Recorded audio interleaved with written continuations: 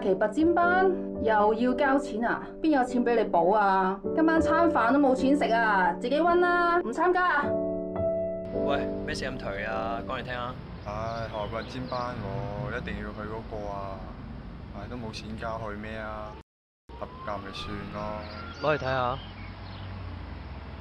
哦，好小事啫。嗱咁啦，益下你1次500，做翻幾次，咁你有錢咯，到時想報乜都得啦，係嘛？嚇！但係唔使諗啦。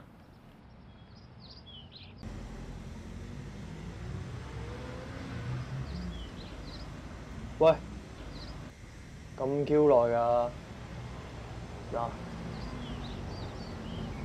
你拎住包嘢，拎去地鐵站，跟住有人接你㗎啦。會唔會有事㗎？有事我就唔會仲喺度啦，傻仔。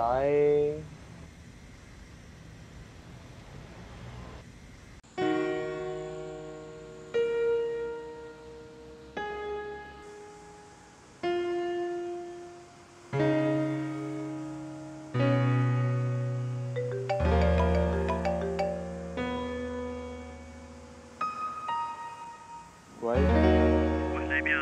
仲未到？我唔想再做啦。咩啊？係啊，着數嘅嘢做一次你唔做，快嚟啊！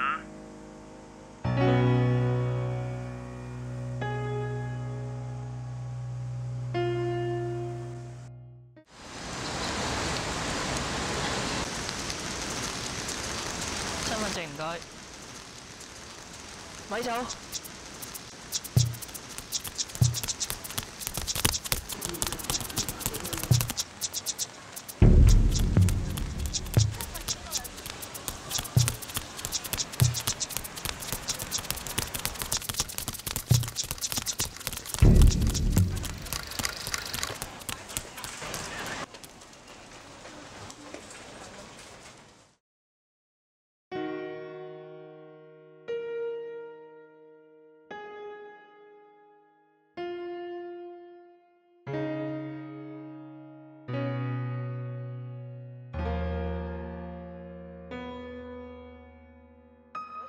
一名青少年因販毒而被捕，疑犯母親喺家中服食安眠藥，企圖自殺，現時喺威爾斯親王醫院留醫，情況危殆。